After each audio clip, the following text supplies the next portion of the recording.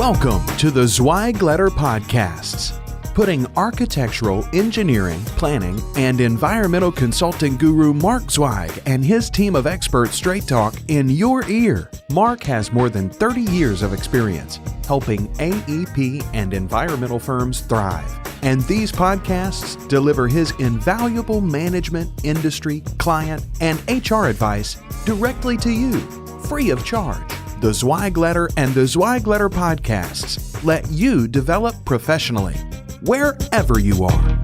Hey folks, this is Randy Wilburn here with the Zweig Letter podcast. I am so excited to be here today. I've got a new crop of podcast episodes coming your way over the next couple of weeks and months. And basically, I have hoodwinked and corralled a lot of my colleagues here at Zweig Group to take part in this podcast because it's so important for you guys to hear from everybody within the organization in terms of what we're doing in the industry, both for ourselves as well as for our clients. And so, I think it's very appropriate for us to give you as much information as possible. I know when I listen to podcasts, I like to listen to a variety of people and a variety of ideas to help formulate what I want to do and work on some of my skill sets and to improve myself in multiple ways. And obviously our goal here at Zweig Group, with our mission is that we exist to make you more successful, period, end of story.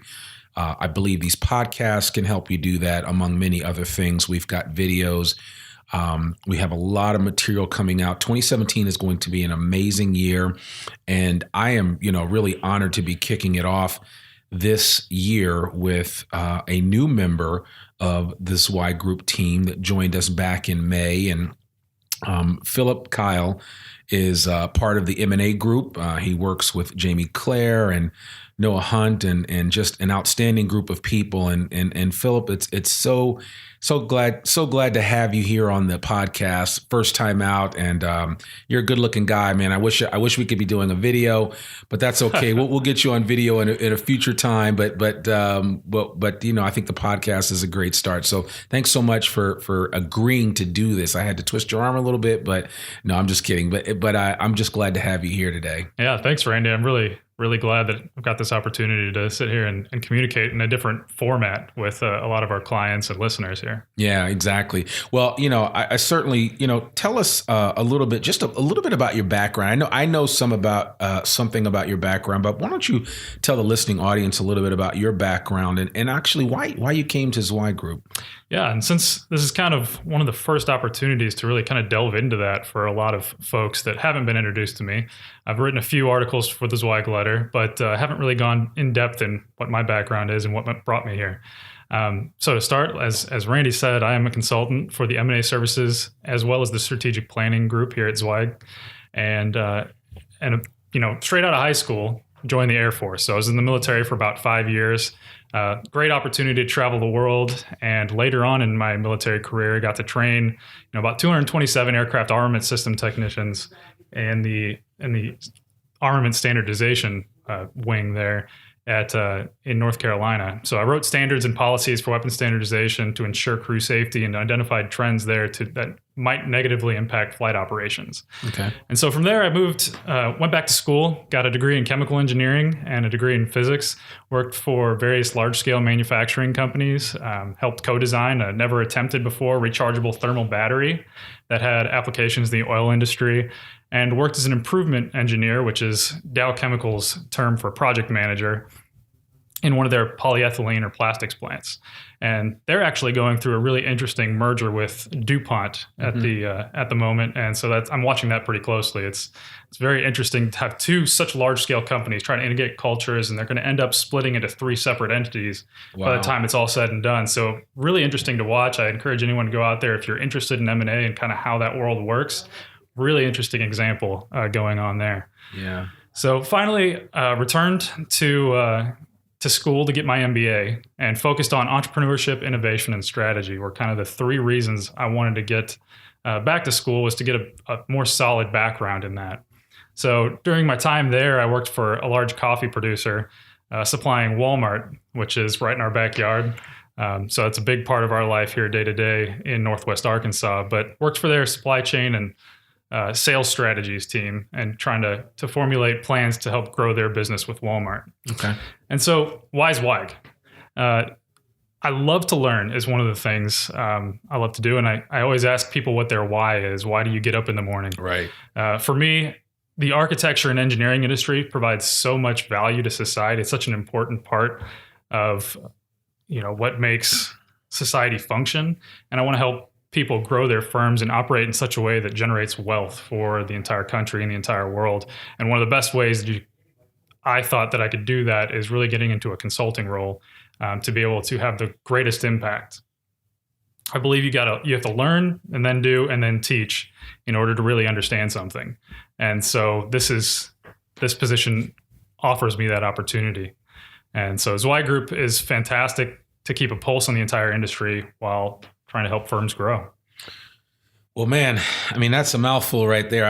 You're giving me so much to work on, and I don't know where to start. I certainly do want to hear about the battery situation, because that sounds really interesting. And I remember you mentioning during one of our get-togethers that you were a chemical engineer, and I thought that was really interesting to see you that side of you. And so that's pretty exciting. Well, tell me a little bit about and of course this whole thing with Dow and these mergers and acquisitions that are taking place in multiple industries now, where bigger companies are now morphing into smaller but more nimble organizations. Tell me where you see the intersection of M&A and strategic planning in this industry for buyers, specifically in the design industry. For the design industry specifically, as a buyer, your goal as a firm owner or principal is always to grow the value of your firm. You develop your talent and you make an impact on your community in whatever way or function that is, whether you're an architect or an engineer. And so M&A strategy for buyers opens up an increased growth curve trajectory for buyers, really. You see inorganic growth immediately. It diversifies your risk. You can expand your market presence, your services, your competencies. It's going to increase your firm value much and above any kind of organic growth strategy. We've seen that time and time again as we're working with folks that their projections before and after an M&A strategy, the M&A strategy is just a multiplier for them. It's a great add to their strategic plan. And finally, you can also potentially eliminate competition. And so that kind of fits in with buyers. There's a lot of, intersection there as far as sellers go as well. But for buyers, that's kind of where I see, the intersection of M&A and strategy for them. Okay. So your process, why don't you tell me just a little bit about the M&A process here at Zweig? I mean, obviously I'm familiar with it, but why don't you let the audience know, just a little bit of the ins and outs of how you go about doing what you do. And I know there's a lot of similarities from with regard to M&A and recruiting, which is my area of expertise. And so I know there's a lot of research involved, a lot of sourcing involved, a lot of phone calls. I mean, you guys spend your time on the phone all day long, just like we do in the recruiting group. And so give me just a quick snapshot of what a day is like for Phil and for what you're doing from an M&A perspective. Sure thing. So when we go about taking on a new client, whether it's a buyer or seller, what we really want to understand is your culture and what you're looking for in a transaction. What are your motivations for selling? What are your motivations for buying? And really get an idea of who would be the perfect fit for you strategically. So from a buying perspective, who is that firm? Are you trying to get to Denver? Are you trying to get to a new market that you've never been before? And what firm fits in with your culture in order to allow an easy integration process and really expand your value proposition out there in the new market that you're going after. So we spend a day, we fly out and meet in person. We find this is the best way to get a pulse on what your organization is like in the fastest time period. Right. And so we spend an entire day just talking through the process that we plan to do, but we learn a lot. We listen a lot to what's going on in your organization and what you want to do and what your goals are. So you mean just looking at somebody's website is not enough. You've really got to go out and see the firm and touch them and kind of figure out what they're all about. Yeah, absolutely. And I think, a lot of the listeners here will know that many times your website isn't updated. Yeah, that's an And so, understatement. So. I mean, I've run into situations where it's been, 2005 since they've touched their website. Yeah. And a lot of things have changed in, the 17 or the 12 years since 2005. Right. And it may not reflect exactly what you're doing. It may not reflect all the changes you've made in the meantime. So it's definitely not enough to get a good idea. And I'd encourage people on the other side.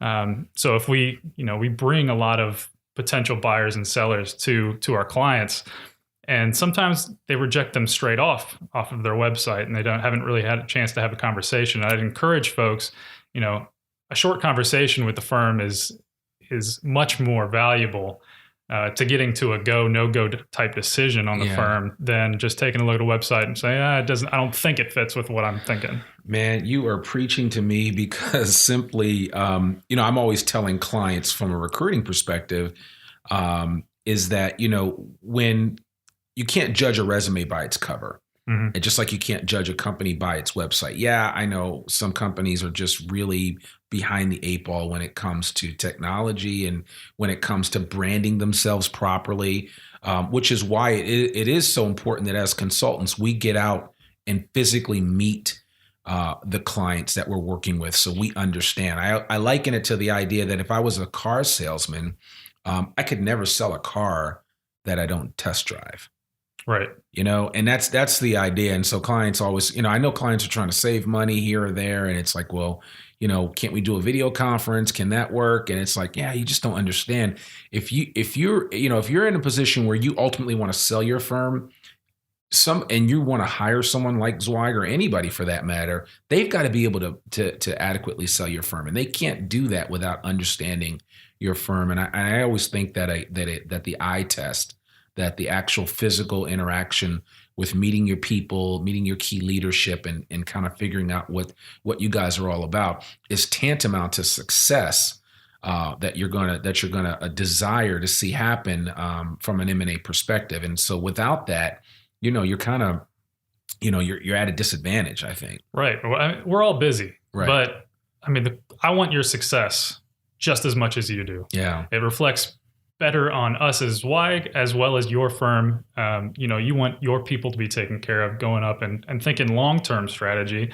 If you're a seller, you're trying to access opportunities for your second-tier leadership, your staff to grow and develop, and access to increased resources. And so any kind of successful transaction there really requires the consultant that you bring on board to really understand what your goals are and what your culture is and how you operate on a day-to-day basis. Yeah. And the fastest way to do that is really eye-to-eye, physical, in-person meetings.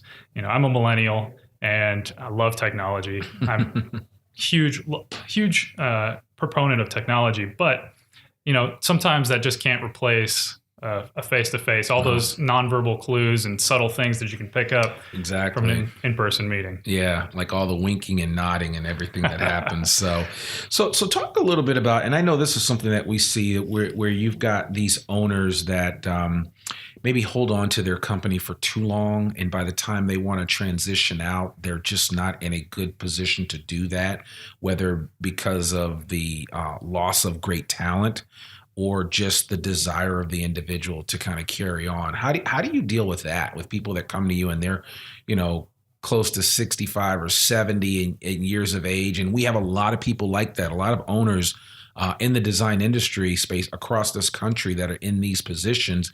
And they're actually very unenviable because they never thought about what the future would be like. They never planned properly to position themselves for acquisition at some point in time. Because if you don't have a succession plan with your own internal organization, you've got to make yourself attractive to somebody else that may want to buy, or else, especially if you're a single owner, how do you cash out? And, Yeah. There's always those firms looking for deals. Right. They're looking for that fixer-upper. Yeah. But that's not the situation you want to put yourself in as the owner of the selling firm.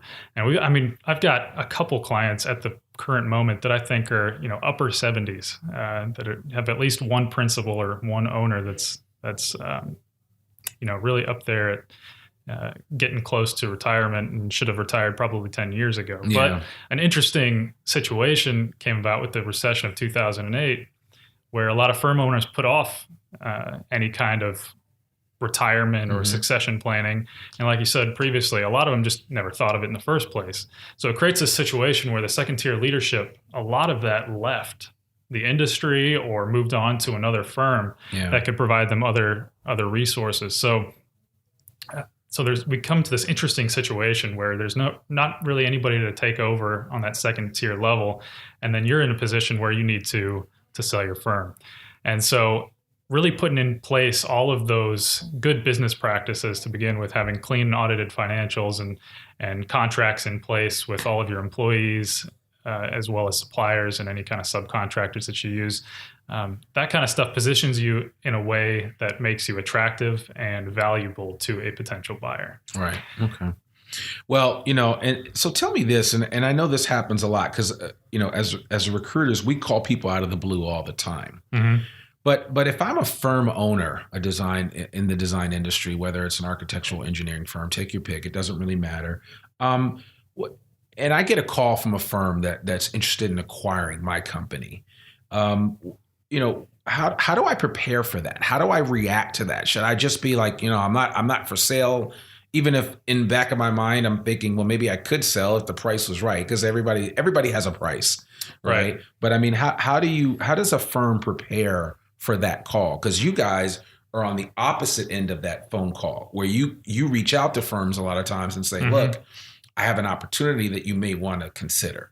But I mean, this happens all the time. I mean, again, I get it from people, and it's just that I call to recruit, and I'm literally calling them out of the blue. And these are people that aren't actively looking. They're kind of perfectly happy where they are, but you may potentially present them with such a great opportunity that it's almost impossible to pass up. But how does a firm prepare themselves for that? Sure. Yeah. I hear it all the time. And, people will jokingly say that, well, if the price is right, it's, I'm open to anything, but I'm not really looking. Right. Well, yeah, we're not looking a lot of times when the opportunity strikes upon us. And if you're doing things the right way, there are going to be people looking for your business. Right. And so if you get a call out of the blue, you should really entertain it. I mean, a 15-minute phone call is all we're asking the first time around. And an outright rejection, you may be passing up an opportunity that is a perfect fit for your firm. Maybe there's something you've been trying to do for years and years and years, and this will allow you to reach that potential. And you just reject the phone call offhand, when 15 minutes you may have found something that really fits with your strategic goal. So whether it's an internal or external transition, we're talking specifically external at this point, you can really reduce maybe the pressure and leverage of your owners, or increase the opportunities for your staff to grow and develop. And the good news is, like I said before, all the things that you do to get prepared to sell your firm are good business practices anyway. Right. So in preparation for that, for a call, I mean, you want clean, up-to-date, and preferably audited financial statements going back at least 3 years, but 3 to 5 is kind of a generally accepted practice there. And you'll want contracts in place with customers, employees, and suppliers, like I said before, and understand what your possible motivations for selling might be. You'll want to prepare a strategic plan, including expected future revenue. So the higher the backlog, the better is kind of the name of the game here. You want to show a potential buyer that you have up and coming opportunities. You don't just have, this is something that we hear a lot is, I've got repeat clientele. All of my contracts are repeat clients. And so that's what our competitive advantage is. Okay.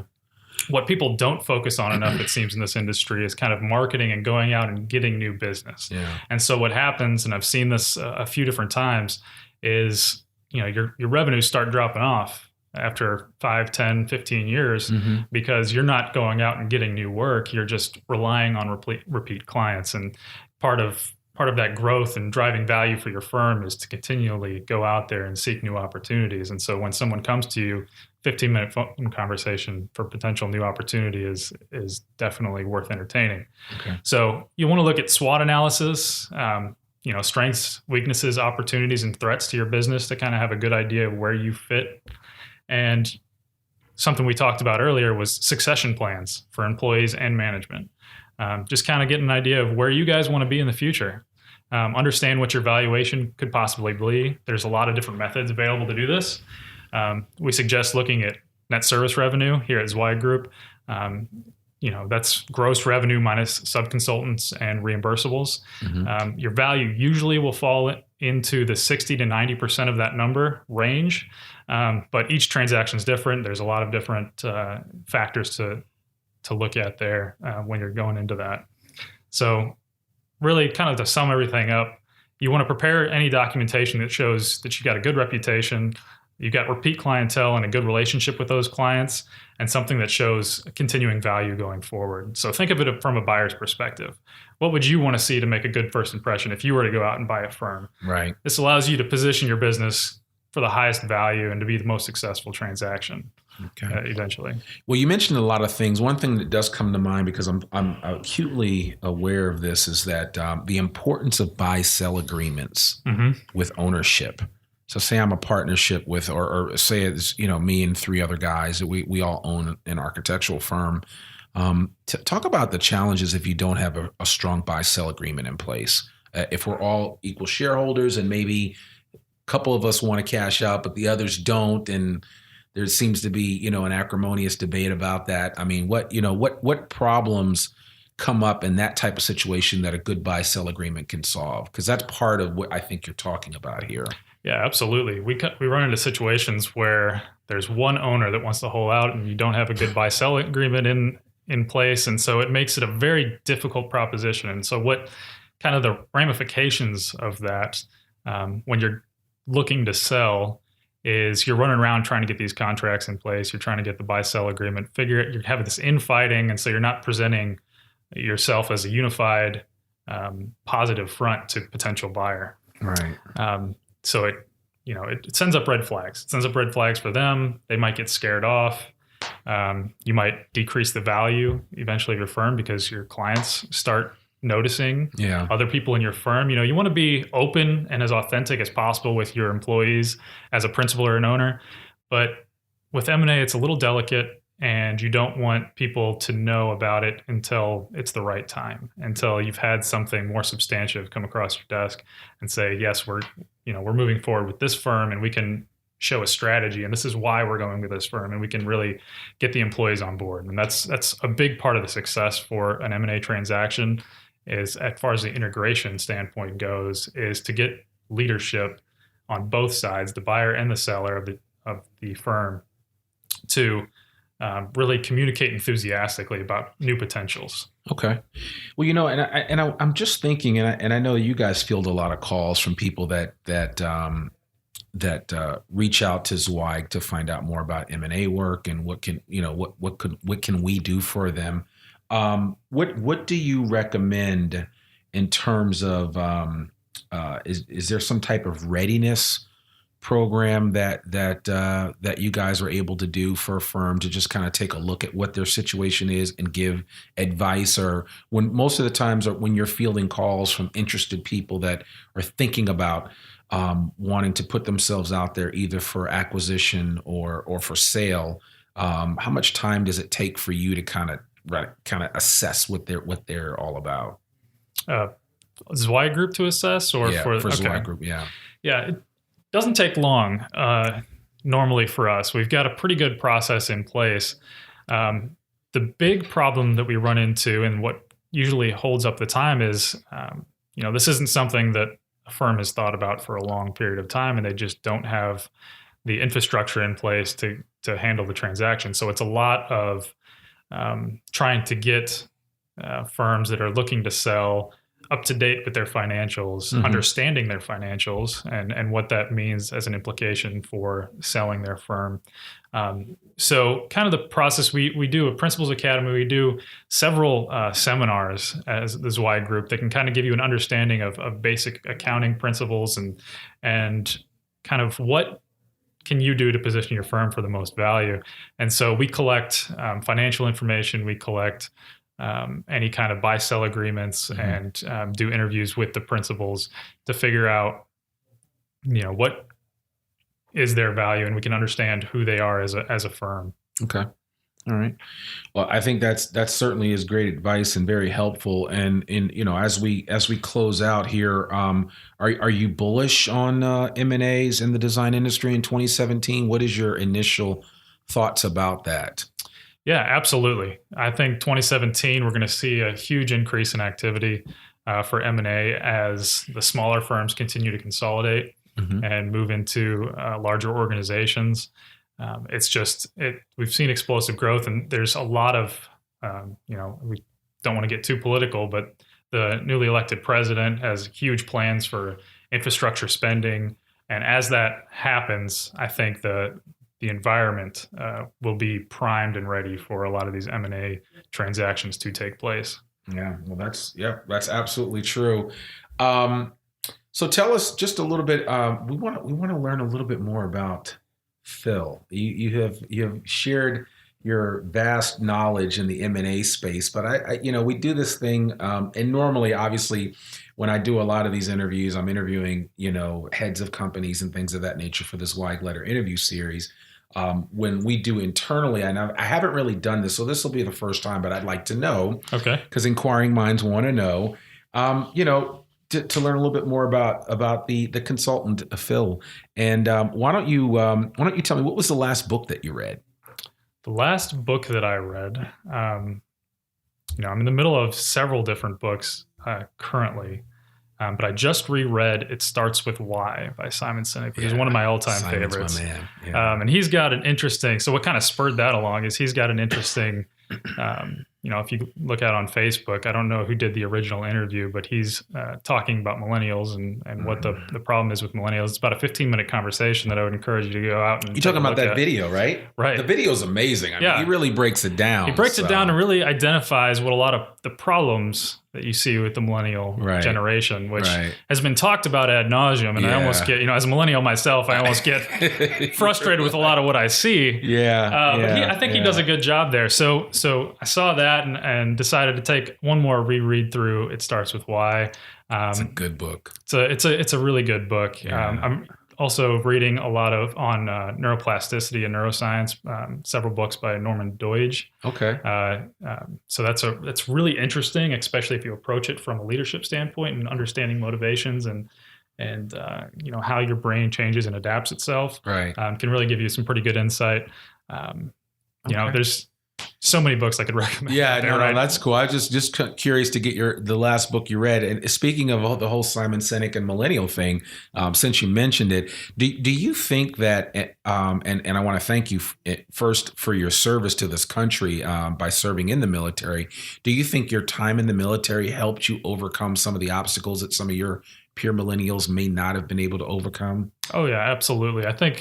It was really an opportunity to refocus myself. I loosely had a plan coming out of high school. Right. Don't we all? I had got it into a couple colleges, and my priorities weren't in the right place. Mm-hmm. And I was able to take that time to reflect, refocus, and gain some really good experience at the same time in learning how, logistics, the structure of an organization, and really how to operate in a large team environment.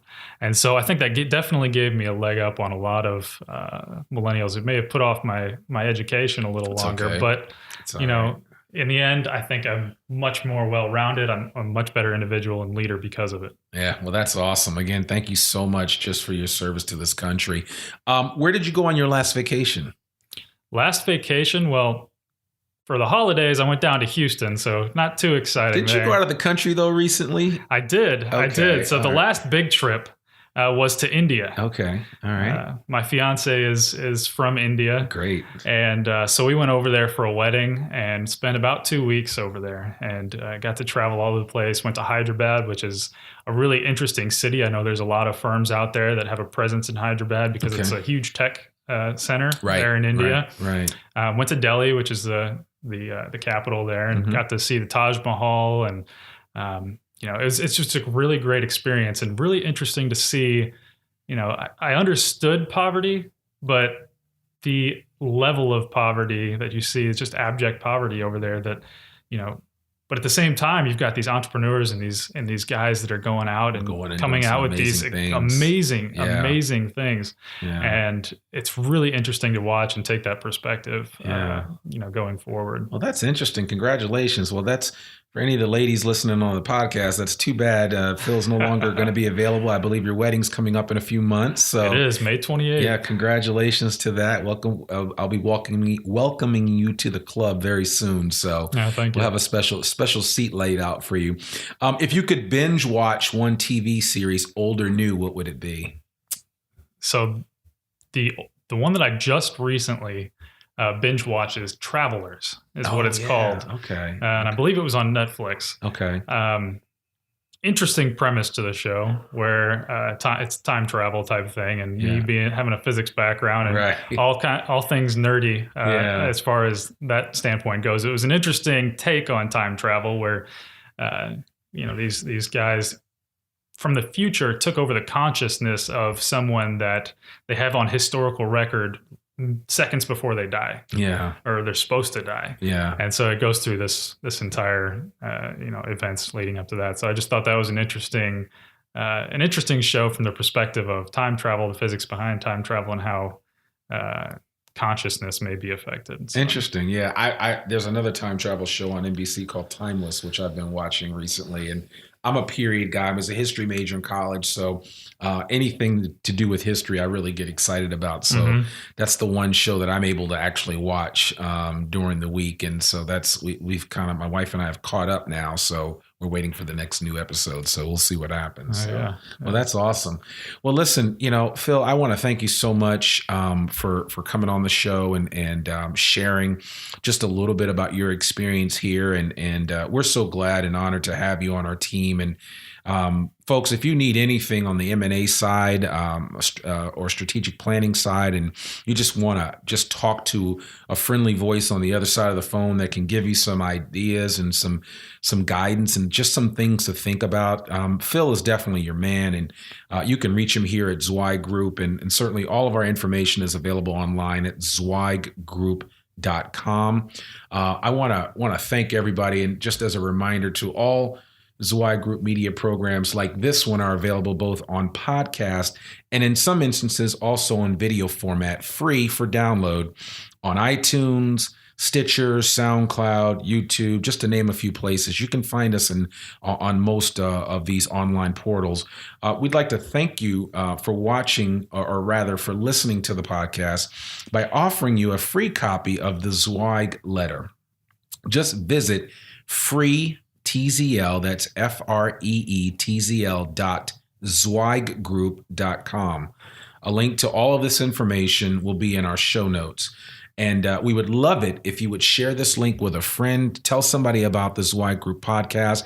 We have got, Zweig Group Media has a ton of great new things coming out in 2017. And, like this interview that I just did with Phil, we've got a lot of good stuff happening. So we'd certainly love for you to avail yourselves of that information and material. Listen, folks, I'm Randy Wilburn, and you've been listening to Zweig Group Media, part of Zweig Group. Remember, we exist to make you more successful. Bye for now. Thanks for tuning in to this Zweig Letter podcast. We hope that you can apply the Zweig team's no-holds-barred advice to your daily professional life. For a free 6-week subscription to the Zweig Letter, please visit freeTZL.zweiggroup.com to gain more wisdom and inspiration, in addition to information about leadership, finance, HR, and marketing your firm. Subscribe today.